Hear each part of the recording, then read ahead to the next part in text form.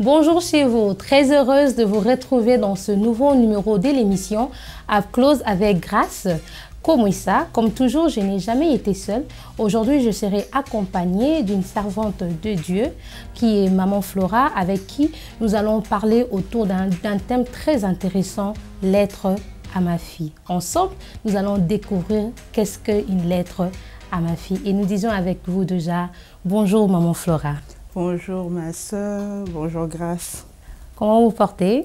Ah, ça va bien, Dieu fait grâce. En tout cas, avec ces climats où il pleut, mais on est là. Yeah, we made it. Yeah, we made it. Et c'est un privilège pour nous, la Colombe, et particulièrement l'émission Up Close, de vous avoir aujourd'hui. Et en quelques lignes, nous allons d'abord connaître qui est Maman Flora. Maman Flora est une sœur, une servante, une maman, une épouse. Je suis mariée à monsieur Eric Monakitata, ça fait maintenant 4 ans. Nous avons 3 enfants, par la grâce de Dieu en tout cas, 3 beaux enfants. Et Maman Flora œuvre aussi, dont précisément je suis en train d'œuvrer à Champion Impact avec notre papa Némi Mabengi. En tout cas, on est dans tout. Je suis interprète surtout, j'interprète en tout cas là-bas, ça fait beaucoup d'années maintenant. Voilà, si je peux dire en bref, c'est que Maman Flora. Et je nous signale que c'est une très belle interprète. Hein? Alors, Maman Flora Monakitata, nous voulons avoir cette précision parce que c'est une émission chrétienne de juste nous donner comment est-ce que ça s'est passé, votre relation avec le Seigneur? Comment est-ce que ça a commencé pour arriver jusque là où vous êtes aujourd'hui? Bon, moi, j'ai rencontré le Seigneur déjà. Je grandissais dans une famille où maman a connu le Seigneur après son mariage. Et donc, quand maman a connu le Seigneur, elle a commencé à nous parler de Jésus. Elle nous avait mis dans cet environnement-là où la louange, la prière étaient familiers. Mais comme tout enfant de Dieu, tu grandis dans un milieu chrétien, mais tu n'as pas encore cette expérience-là vraiment d'intimité avec le Seigneur Jésus-Christ. Et c'était déjà quelle année déjà comme ça? Ouf, je pense que je pense, si mémoire est bonne, je pense que j'avais dans les 12 ans, 11 ans, 12 ans, si je ne me trompe pas en tout cas, où ma mère commençait déjà à nous parler de Jésus-Christ. Mais ma relation intime avec le Seigneur a commencé à l'âge de 18 ans. Avec beaucoup de conscience. Oui, beaucoup de conscience.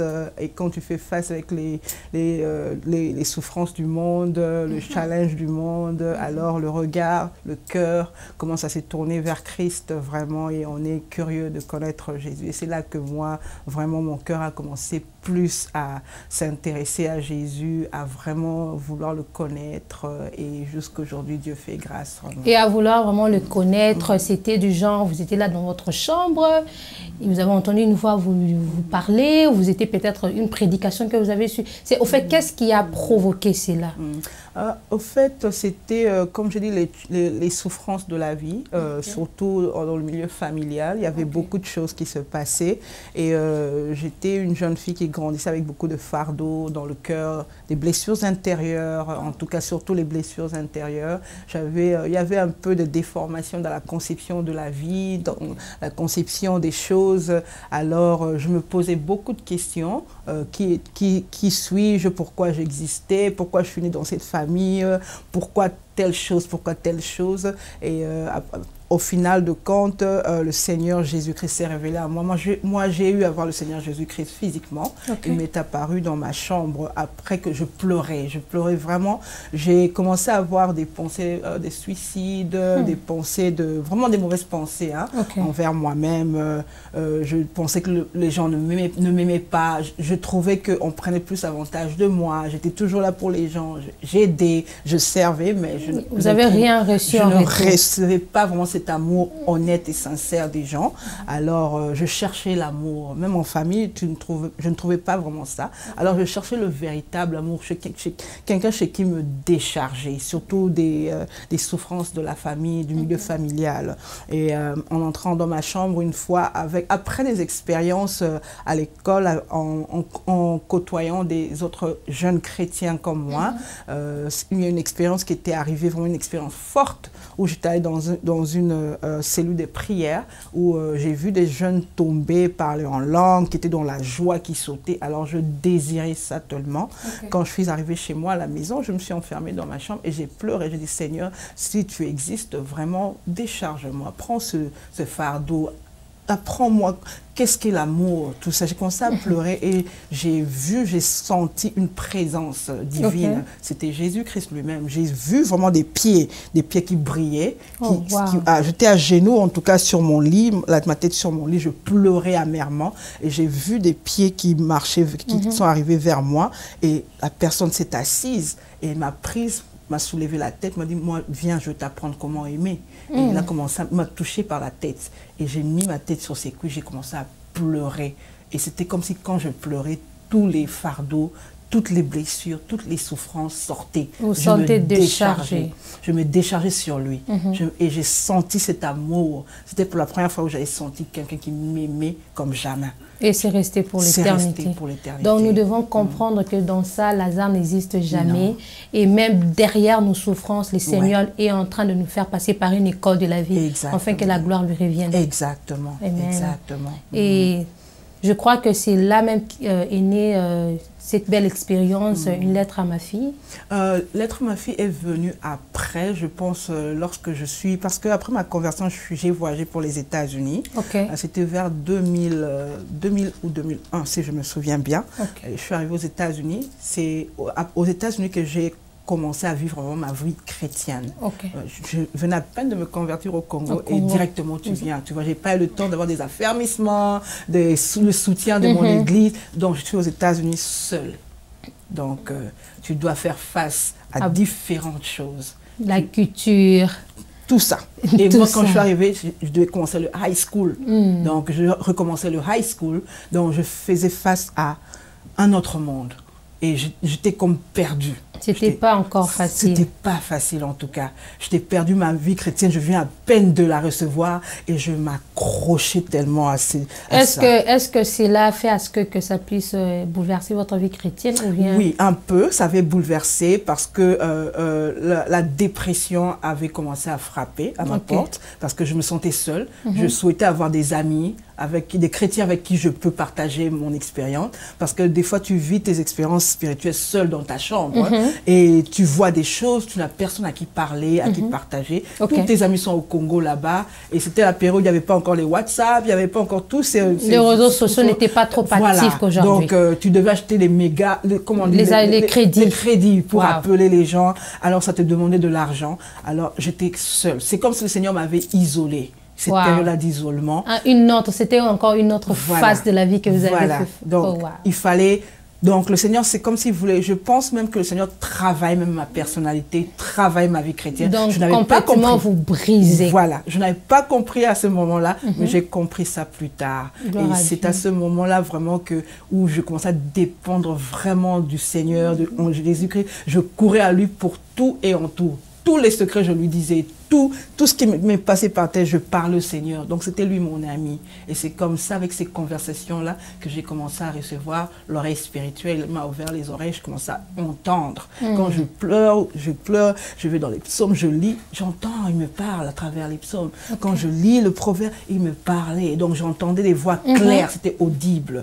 Et c'est comme ça que l'être à ma fille a commencé. Et alors, déjà, nous allons entrer dans les vifs, nous allons comprendre que nous entrons déjà dans les vifs de notre sujet. Alors, c'est quoi une lettre à ma fille? Qu'est-ce qu'une lettre à ma fille? Lettre à ma fille, c'est une interpellation de Dieu à sa fille. C'est un appel à une intimité. Ouais, donc, tu vas devant la présence de Dieu, tu lui parles et il te répond. Il te répond. Et c'est une réponse instantanée? C'était souvent... avec mes expériences, c'était, souvent quand je priais, je recevais, soit ça venait du cœur, tu sens ça. Ouais, c'était vraiment instantané, C'était instantané, ça venait comme ça, et je commençais à écrire. Quand ça me vient, j'écrivais. Qu'est-ce qui vous revenait souvent? C'était du genre des versets bibliques, des histoires? Au fait, c'était quoi exactement? C'était comme des réconforts, des paroles de confort pour te réconforter. par exemple, si par rapport aux différentes situations que vous étiez en train d'exposer au Seigneur. Exactement. Ouais. Donc, si je viens au Seigneur, je dis, Seigneur, je me sens seule. Je ne me sens pas comme si j'ai des amis. Alors, le Seigneur, je commence à prier, je prie. Et je vois le Seigneur me dit, tu es merveilleusement faite. Dans le psaume, quand il dit que you are wonderfully and fearfully made. Tu vois, peut-être que je me dis, je ne suis pas assez belle. Pourquoi mon nez est comme ça? Pourquoi ma denture est comme ça? Et il te rassure par ses paroles, tu vois. Ah non, tu es merveilleusement fait, à ma ressemblance. In my likeness you are made. Donc c'est comme ça que le Seigneur me réconfortait. Et quand j'entendais ça, j'écrivais. C'est comme ça que j'écrivais. Et moi-même, c'est moi qui ai intitulé ça Lettre à ma fille. Oh, d'accord. Ouais, mais le Seigneur, c'était ces paroles-là qu'il me donnait. Donc, si nous devons comprendre dans quelques mots, une lettre à ma fille, c'est juste une conversation du Père Céleste avec Maman Flora. Oui.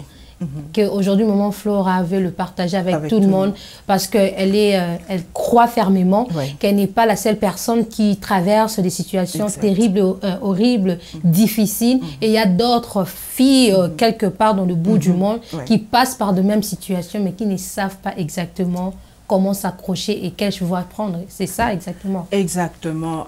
Ce n'est pas seulement pour les situations seulement difficiles. Même pour le Seigneur, quand il veut te construire, avoir la mentalité du royaume. Comment dans le royaume des cieux, dans le royaume de Dieu, comment on se comporte par rapport au comportement, par rapport au langage, par rapport aux attitudes. Alors, le Seigneur te conduit dans les versets de chapitres, dans les livres des Éphésiens, de Romains, où tu es en train de faire ta méditation et le Seigneur te parle. Tu vois, une enfant de Dieu doit avoir les fruits de l'esprit. Les fruits de l'esprit, c'est quoi? C'est ça, ça, ça, ça. Un enfant de Dieu doit avoir un comportement tel. Donc, c'était des conversations à travers la méditation de la parole. Voilà.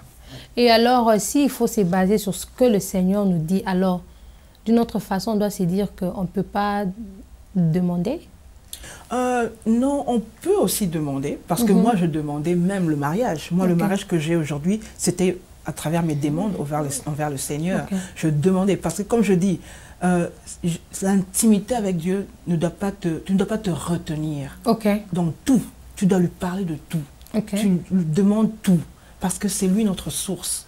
Si en tant que jeune fille, tu ne peux pas demander à Dieu même un pain, tu vas aller demander ailleurs. Et ailleurs, là, tu n'es pas sûr quelles sont les conditions qu'on va te demander pour que tu obtiennes ce pain-là, tu vois. Et moi, c'était comme ça. Je demandais au Seigneur tout.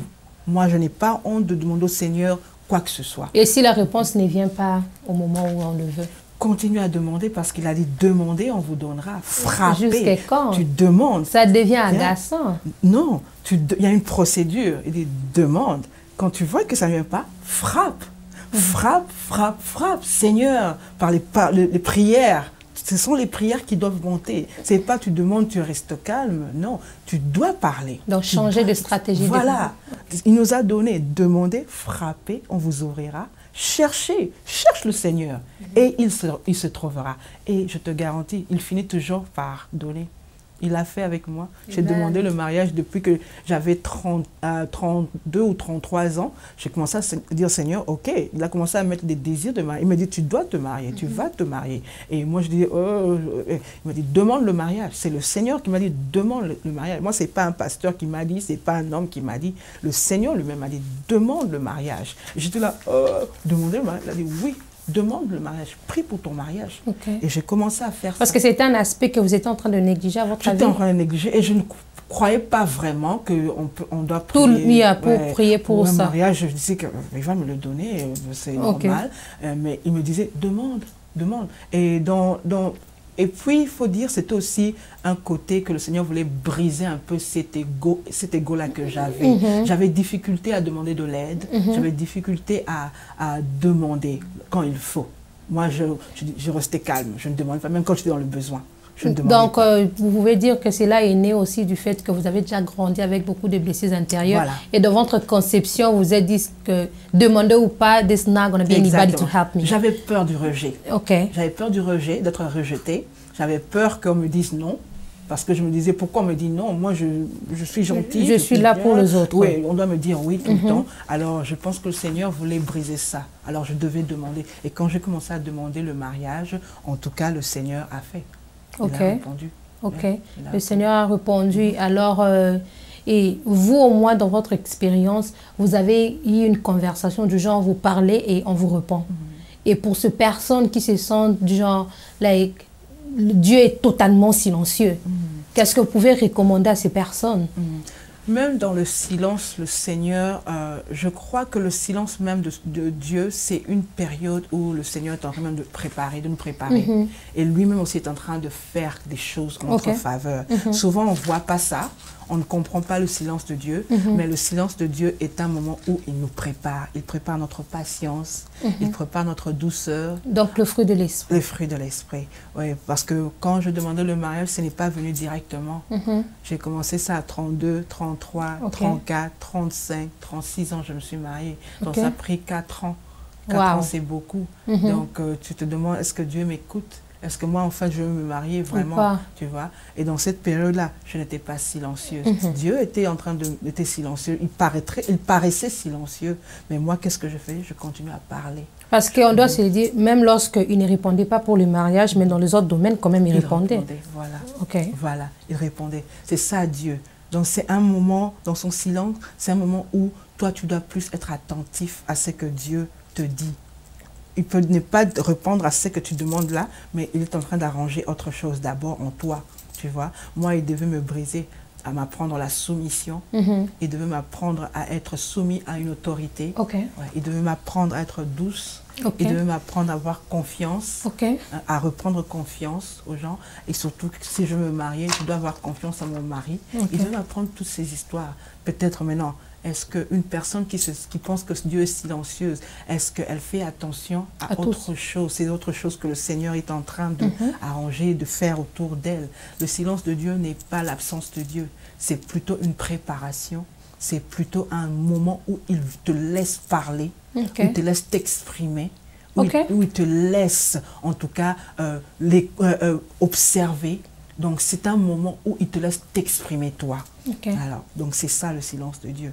Et voilà, nous sommes en train de parler de la lettre à ma fille, qui est juste une histoire, une belle histoire d'amour du Père Céleste envers sa fille qui est dans le besoin, qui s'approche totalement et qui lui fait totalement et aveuglément confiance et qui donne des réponses, enfin, de nourrir son âme et que nous ne puissions pas nous perdre. Et maman Flora, nous devons nous dire qu'aujourd'hui, nous vivons la tendance de ce que les réseaux sociaux nous présentent. Nous vivons la tendance de ces corps parfaits que la société est en train de présenter à la jeune fille. Et ce n'est pas tout le monde qui passe outre à ça. Il y a certaines personnes qui sont vraiment rattrapées. Du genre, tu te réveilles un bon matin, tu te dis que je dois aller refaire une partie quelconque de mon corps, juste parce que je vais ressembler à une personne quelconque. Je crois que c'est un manque de confiance de soi, si on doit le dire ainsi. Absolument, absolument. Vous savez, le diable, depuis la création de la femme, le diable attaque la femme. Il n'a pas commencé avec nous aujourd'hui, ça a commencé dès le jardin d'Éden. Il a commencé, il a menti à la femme. Il lui a fait voir une autre façon de ce qu'elle était pourtant. Elle était Dieu, puisqu'elle était créée à la ressemblance de Dieu, à l'image de Dieu. Mais lui, il a déformé ça et la femme a laissé son âme être nourrie par un mensonge. Et aujourd'hui, le diable continue toujours cette même tactique. Il est en train de changer de différentes formes, mais c'est la même tactique, déformer la femme. Parce qu'il sait que la sémence, en tout cas la sémence de la femme doit écraser sa tête à lui, le diable. Alors il sait les potentiels qui sont dans une femme. Il sait les forces que Dieu a mis dans une femme. Il sait en tout cas cette capacité que Dieu a mis en une femme. Alors qu'est-ce que le diable doit faire? C'est toujours vouloir déformer les capacités de la femme, déformer la mentalité de la femme, déformer son corps, alors qu'elle est merveilleusement créée, il veut toujours chercher à la déformer. Alors qu'elle est à l'image de Dieu, lui veut la déformer. Alors qu'elle pense comme Dieu, il veut la déformer, la mentir, parce qu'il sait que si cette femme est en tout cas comme Dieu, il la laisse être comme Dieu, il sait ce que cette femme va lui faire. Et quoi faire maintenant pour ne pas tomber dans cette pression que la société présente à la jeune fille, surtout sur le potentiel une certaine forme du corps que tu dois avoir pour être vue belle, une certaine forme que tu dois avoir pour être considérée. Donc, bien sûr, nous allons parler aussi des cultures parce que la culture, par exemple, la culture africaine a une tendance, un aspect physique qu'elle colle à la femme qui n'est pas sûrement la culture américaine. Mais nous devons nous dire que les réseaux sociaux mettent beaucoup de pression. Ouais. Qu'est-ce que nous devons nous dire? Qu'est-ce que vous pouvez dire à la femme, à la jeune femme par rapport à cela? C'est vrai que oui, aujourd'hui la société, les jeunes filles sont déformées. Malheureusement, c'est ce que nous vivons aujourd'hui. Même que ce soit la culture africaine ou bien en Europe ou bien en Amérique, en Asie, il y a toujours une déformation que le diable a emmenée envers la jeune fille, la jeune femme. Les réseaux sociaux, comme vous l'avez dit, ouais, surtout à travers les réseaux sociaux. Mais ce que je peux dire, ce que la jeune fille peut faire, comme je pense que c'est d'abord la base, ça commence à nous, d'abord les mamans, je m'adresse, ça commence à la base, à la maison, dès le bas âge. Les mamans, nous devons faire un effort de vraiment enseigner nos jeunes filles. Aujourd'hui, beaucoup de mamans enseignent les jeunes filles par rapport à ce que le monde aussi dit, mais je pense plutôt que nous devons les enseigner par rapport à ce que la Bible dit d'elles. Le monde peut dire, oui, que la jeune fille, tu dois être ceci, cela, mais qu'est-ce que la Bible dit d'elle? C'est ce que nous devons enseigner à nos jeunes filles, à nos petites filles, alors qu'elles grandissent, que tu es faite merveilleusement à l'image de Dieu, à la ressemblance, qu'il n'y a point de défaut en toi, comme il le dit, donc, oui, il n'y a point de défaut en toi, tu es belle, ouais, tu es belle. Il n'y a point de défaut en toi. Donc nous devons nous ressourcer à la parole de Dieu pour nos enfants. Et non parce que les films, parce que les Hollywood nous dit ou quoi que ce soit, ou les magazines. Aujourd'hui, les femmes s'appellent les jeunes femmes fortes, femmes battantes. C'est bien beau ça, mais c'est souvent les cris de l'âme. Mais qu'est-ce que la parole de Dieu dit sur la jeune fille? Elle est quoi? La jeune femme, elle est quoi? C'est nous, les jeunes femmes, nous devons aller nous ressourcer à la parole de Dieu. Et vraiment, je prie qu'une jeune fille, une jeune femme écoute, en écoutant cette émission, qu'elle puisse savoir que ça c'est un appel que Dieu lui lance, un appel à l'intimité, un appel, une interpellation, qu'elle doit retourner vers lui et c'est lui qui te dit ce que tu es. C'est lui qui te donne cette forme, c'est lui qui te donne cette personnalité parce que on se le dit, beaucoup de jeunes filles ont une façon de penser qu'elles pensent qui est correcte. Elles-mêmes, elles pensent que c'est correct. Maman, tu sais que je pense c'est ça, oui, je fais ceci parce que je crois ça. Mais hors la Bible, en réalité, c'est pas ça dans la Bible. Donc, qu'est-ce que la Bible te dit par rapport à tel sujet, à ton corps, à ton intelligence? Parce que la parole de Dieu a la réponse à tout. Donc, jeune fille, jeune femme, je nous demande de nous ressourcer à Dieu. À Dieu. Moi, je l'ai fait. Ça demande des temps de sacrifice. Ce sont des sacrifices, des temps de prière, de méditation à la parole de Dieu, de conversation avec des femmes âgées en Christ, d'être soumis, d'être au pied de quelqu'un, une autorité, un homme de Dieu, une église où tu sers. C'est là aussi que tu apprends ton identité. Vraiment, le Seigneur nous a donné tous ces terrains-là pour nous former. Alors, vraiment, je nous encourage que c'est là, nous, jeunes femmes, jeunes filles, que nous pouvons, comme c'est de ces chemins-là que nous pouvons en tout cas nous façonner de cette façon-là. Parce que le monde ne nous offre rien de bon. Le monde est là pour casser, pour détruire, pour déformer. Voilà pourquoi beaucoup de jeunes filles ont des forteresses dans leur tête. Parce qu'elles ont appris à travers les Kardashians, parce qu'elles ont appris, parce qu'on avait dit au Congo que moi, c'est Nzoto. Alors elles pensent qu'il faut qu'elles se fassent comme ça. Alors, elle n'a pas écouté ce que son Père Céleste lui dit qu'elle est. Son Père qui l'a aimée, qui l'a connue d'avance, avant même qu'elle ne soit formée dans le ventre de sa mère.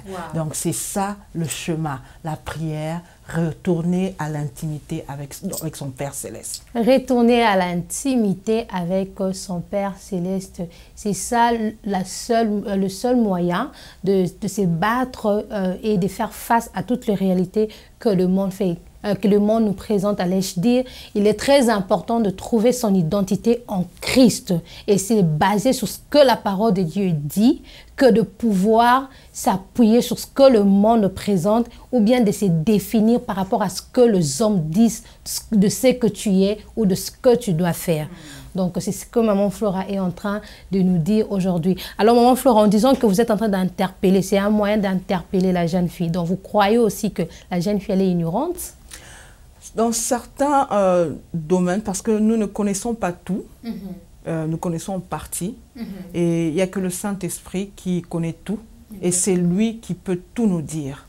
Il connaît le cœur du Père, il connaît les intentions du Père, il connaît les désirs du Père, il connaît ce que le Père pense de chacune de nous. Donc, je veux dire, oui, on ne connaît pas tout, et c'est le Saint-Esprit qui peut nous révéler tout sur nous-mêmes. Donc, oui, la jeune fille, elle est ignorante. Ignorante, c'est un peu trop dire, je dirais. Je ne dis pas qu'elle est ignorante. Je ne dis pas qu'elle est ignorante. Je dis que si elle veut connaître davantage. Ouais. Parce qu'elle peut avoir connu dans un domaine que le Seigneur lui a montré. Mais est-ce qu'elle connaît dans ce domaine, dans l'autre domaine, tu vois? Moi, je connaissais dans le domaine de ma personnalité. Je savais que je suis bien faite, quand le Seigneur m'a rassurée, tout ça. Mais dans le domaine du mariage, je ne savais rien. Je pensais que je savais. Mais quand le Saint-Esprit a commencé à me parler, j'étais, ah ouais, je ne connais pas. Dans le domaine des enfants, alors que je suis mère, je pensais qu'élever les enfants, c'est seulement comme ça. Mais dans le domaine des enfants aussi, le Saint-Esprit aussi m'apprend. Tu vois? On est ignorant en partie, en partie. Et j'appelle ça plus la révélation. Ouais. Pas l'ignorance, mais la révélation. Le Saint-Esprit nous révèle toujours des choses. Donc, le Saint-Esprit nous montre ce qui est beau. Il nous apprend ce qui est beau, il nous apprend ce qui est meilleur, il nous apprend ce qui est en tout cas exceptionnel. Mais nous devons aspirer à cela alors. Nous devons aspirer à cela, oui. Parce qu'il faut se le dire, aujourd'hui il y a beaucoup de résistance même dans le cœur des jeunes filles, de vouloir apprendre, de vouloir aller au pied du Père. Elles pensent que c'est trop d'exercice, elles pensent que ça prend du temps. Parce que déjà la Bible dit, c'est une prophétie dont le temps est déjà fixé, elle s'accomplira certainement. Elles pensent, Donc elles sont un peu réticentes, elles courent plus à je dois avoir n'importe quel jeune homme. Elle ne prend pas le temps de prier pour quel est ce jeune homme. Tu peux avoir un jeune homme, mais quel est ce jeune homme? Parmi les milliers de jeunes hommes là, que toi tu veux avoir, c'est qui? Mais il répond aux critères, mon frère. Ouais, les critères. Sur les 10 critères que j'ai sur ma liste, il répond déjà à 6, donc je me dis, bon, c'est lui, hein? Dieu l'a envoyé. Je veux te surprendre. Moi, mon critère, c'était, je disais, Seigneur, je suis déjà élancée, je dois avoir un homme qui est plus élancé que moi, il faut que je le regarde un peu de haut. Je me disais qu'il doit avoir en tout cas des tablettes, tout ça. C'était mes critères et j'étais catégorique en ça. Mais le Seigneur Jésus, quand il m'a dit, c'est pas ça, c'est pas ça, c'est pas ça. Regarde, le désir que j'ai pour ton mariage, c'est que tu sois heureuse. Et être heureuse, ce n'est pas le physique, c'est d'abord l'intérieur, l'âme, l'esprit. Tu vois? Et quand j'ai vu mon mari la première fois, j'ai même oublié les tablettes là que j'avais dit. J'ai même oublié les moulaïs là que j'avais dit. Je n'ai même plus repensé à ça, que maintenant je repense encore à ça. Je dis, en fait, c'était quoi? Tu vois? Des fois, le cœur de l'homme a des fois des folies. On peut penser que c'est ça, la réalité, que c'est ça qui est bien. Mais des fois, ce sont des folies, tu vois? C'est juste des envies. Souvent aussi, je dis, beaucoup de jeunes filles, si je peux dire ça, je suis pas trop sûre en français le mot, mais lust. Il y a aussi beaucoup de jeunes filles sont données. They have lust, the lust after young men, you know. Ils ont cette mentalité, c'est parce que c'est nourri par ces convoitises-là, convoitises qu'ils voient à la télé ou qu'ils voient autour d'eux. Mais elles ne se demandent pas quel est le type d'homme que Dieu a réservé pour moi. Elles ne se demandent pas souvent ça. Beaucoup, c'est seulement, je dois me marier. Oh, il est beau. Oh, il est Coup de foudre. Coup de foudre, c'est un mensonge. Hein. C'est un véritable arnaque. C'est une véritable arnaque, tu vois. Donc, elle se dit, oh non, il a ça, il a ça. Mais combien souffre maintenant dedans, tu vois. Autant mieux. Moi, j'ai dit toujours à mon mari, moi, je déteste perdre mon temps. Même dans les choses de Dieu, je le déteste. Je déteste que je fais les choses moi-même et puis après je commence à pleurer. Seigneur, viens m'aider. Pourquoi aide-moi? Je n'aime pas ça. Je me dis que je préfère perdre mon temps dans la présence de Dieu qui me rassure que c'est ça. Je préfère cela pour m'éviter à pleurer. Donc vous préférez prendre assez de temps à chercher l'exactitude qu'aller courir dans la besoin. Oui, j'ai beaucoup pleuré dans ma vie, que je me suis dit, je n'ai plus envie. I don't have time for that anymore, you know. I don't. C'est too much. It's too much exercise. Yeah. It's too much pain, you know. Pourquoi tu veux te faire de la peine toi-même? Parce que vous, au moins, vous avez compris cela. Ouais. Vous avez compris cela grâce à Dieu. Ouais. Et il y a certaines personnes qui n'ont pas encore compris cela. Non justement parce qu'ils ne sont pas ignorantes. Ce n'est pas parce que... Mais parce que c'est juste comme ça. C'est injuste.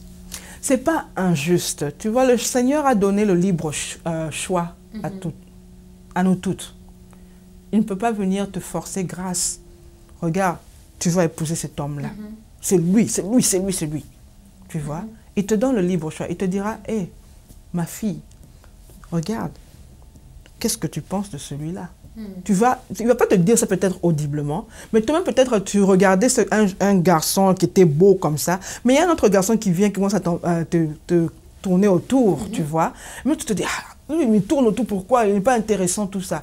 Mais tu sentiras, parce que nous les femmes, il faut se dire, on a cette intuition-là. Et c'est là où je dis beaucoup de jeunes filles, elles préfèrent taire cette voix-là. Taire cette voix-là qui leur dit, non, c'est pas ça. Elles préfèrent suivre autrement. Tu vois, on a ça, c'est nous les femmes. Dieu a mis ça en nous. C'est pourquoi on sait certaines choses. Même dans le mariage, on sait certaines choses. Et on dit, ah, la femme est plus que le FBI. Ce n'est pas, oui, c'est comique quand on dit ça. Mais moi, je pense que c'est une vérité que le Seigneur a mis en nous les femmes. On est capable de voir. Même dans le fiançailles, tu sais déjà si cet homme-là est bon. Mais beaucoup savent que ce n'est pas le bon, mais elles préfèrent seulement rester parce qu'elles pensent que...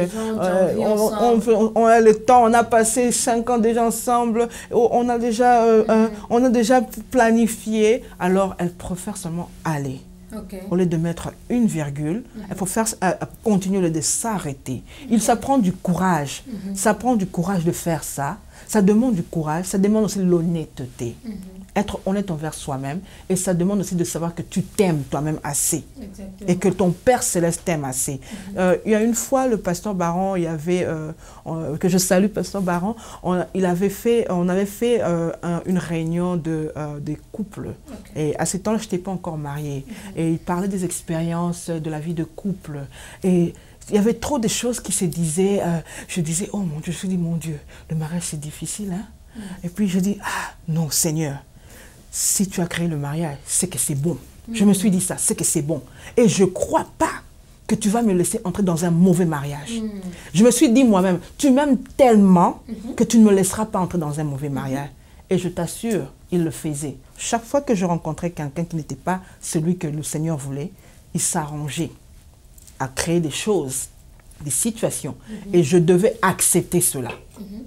Je devais accepter cela. Même si j'avais 35 ans déjà, 34 ans déjà, je devais accepter cela, de casser cette relation. Je devais accepter de changer de chemin, de tourner. Même si le Seigneur me disait que non, tu ne vas pas faire telles études, je devais accepter cela. Parce que je me disais, il connaît mieux que moi. Il faut l'humilité d'accepter que ton Père Céleste t'aime et il te donnera que de bonnes choses et il connaît mieux que toi. C'est ça, il faut l'humilité, chose que beaucoup n'ont pas. Ah, c'est pas facile, hein? Ouais. C'est pas facile, hein, mon frère, parce que des fois, on est là, on se dit que je veux à tout prix faire ça. Tu te dis que j'ai les potentiels, comme je peux me dire aujourd'hui, je suis en train de faire mon émission. Je me dis que, ok, je sais me tenir devant la caméra pour le faire. Et subitement, Dieu me dit, car je ne veux plus te voir le faire. Ah. Ça sera très difficile. Difficile, mais pas impossible. Difficile, mais pas impossible. Voilà, difficile, mais pas impossible. Et c'est dire que nous avons été et nous sommes créés à l'image de Dieu, allais-je dire, et notre Père Céleste ne veut que de bonnes choses pour nous. Et très lentement, sûrement, nous entamons vers la fin de cette beau moment que nous partageons ensemble. Je n'ai même pas envie que ça puisse prendre fin parce que maman Flora a beaucoup de choses à dire. Oh my God! Et maman Flora, j'aimerais bien que vous puissiez regarder tout droit dans votre caméra et de parler d'abord à cette jeune femme qui se sent en ce moment de laisser, qui a cette impression qu'il n'y a rien qui ne marche. Parlez là par rapport à ces expériences que vous avez pu traverser. Elle vous écoute.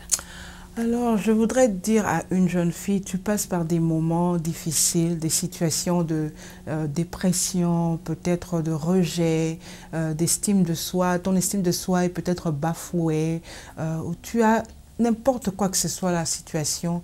Il y a un verset de la Bible que j'aime beaucoup. Le Seigneur, notre Père Céleste dit, car il est dit dans Jean 3,16, car Dieu a tant aimé le monde. Maintenant, moi, je n'aime pas mettre trop le monde, je mets mon nom. Chaque fois qu'il y a une situation ou un problème, je dis toujours, car Dieu a tant aimé Flora, qu'il a envoyé son Fils Jésus-Christ, afin que Flora, qui croit en lui, ne périsse point. Amen. Mais quelle est la vie éternelle? Mais quelle est la vie en abondance?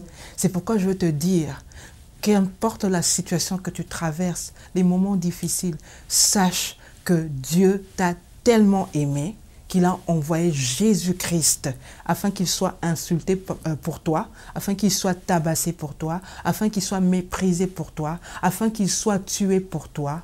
Et toi qui as cru en lui, sache qu'il y a la vie en abondance pour toi. La vie en abondance, il a des meilleures choses pour toi. Ici sur cette terre, tu la vivras. Qu'importe la situation, accroche-toi à lui.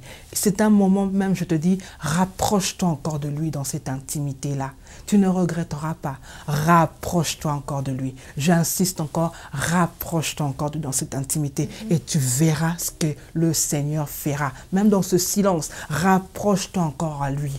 Continue à le chercher, continue à demander, continue à frapper, continue à chercher le Seigneur et tu le trouveras. Et qu'est-ce qu'on dit? Celui qui trouve Dieu a tout trouvé. Amen. Tout trouvé. Celui qui trouve Dieu a tout trouvé. Alors, maman Flora, en vous entendant parler, vous avez bien extrapolé ces versets qui disent dans Jean 3,7, car Dieu a tant aimé les mondes. Donc, nous devons comprendre que pour expérimenter tout ce que vous avez dit, nous devons d'abord accepter Christ comme étant notre Seigneur et Sauveur personnel. Absolument. Ça commence par là parce qu'il est le chemin. Il est le chemin qui conduit vers le Père. Okay. C'est Jésus-Christ qui nous emmène vers le Père. Okay. Nous savons tous que nous avions péché et nous avions été séparés du Père.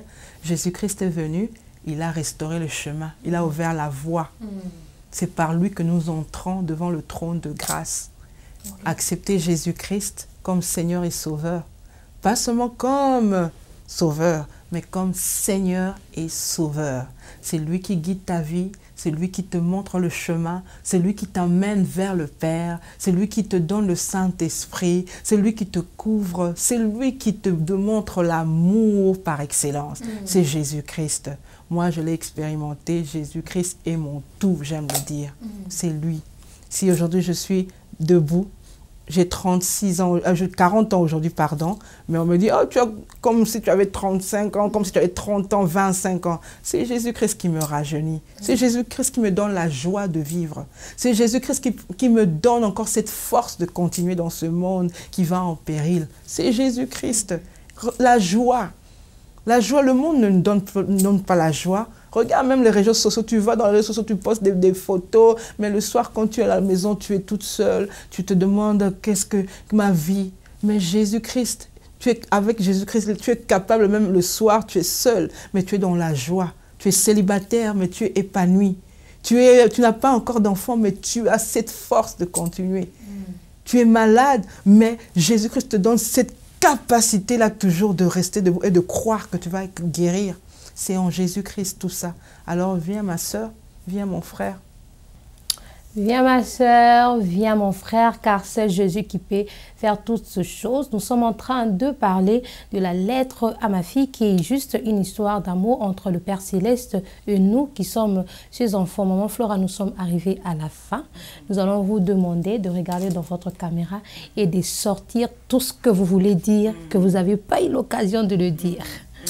En tout cas, je veux finir par ce petite anecdote que Jésus, un jour pendant le ministère de Jésus, beaucoup de ceux qui le suivaient, il avait beaucoup une foule qui le suivait.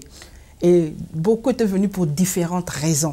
Ceci pour les pains, parce qu'il avait fait le miracle, d'autres fois là, d'autres venaient parce qu'il guérissait. Donc chacun avait des intérêts pourquoi il suivait Jésus.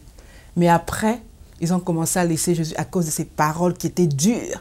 Quand il dit, prenez mon pain, mangez mon corps, ceci et c'est ça. Buvez mon sang. Les gens commencent à devenir, oh, mais je ne comprends pas, pourquoi il dit ça? Non, il est faux, il est faux. Ah, ce n'est pas lui le sauveur, on va chercher notre sauveur. Ils ont laissé Jésus, mais il n'était resté que 12 personnes. Et c'était les disciples. Ils étaient restés. Et Jésus les a regardés, il a dit, et vous, pourquoi vous ne partez pas? Pierre a dit, où irions-nous? Tu as celui qui a la parole de vie. Où irions-nous? C'est pourquoi je veux te dire, moi, comme je peux dire aussi, où irai-je? Je ne vois pas en dehors de Jésus-Christ où je peux être une femme complète. Je ne vois pas en dehors de Jésus-Christ où tu peux être cette jeune fille complète. Je ne vois pas en tout cas. Demande à ceux qui font aujourd'hui le mannequinat, ils ont des corps parfaits, soi-disant parfaits, mais est-ce qu'ils ont cette paix? Est-ce qu'ils ont cette joie? Est-ce qu'elles sont complètes véritablement?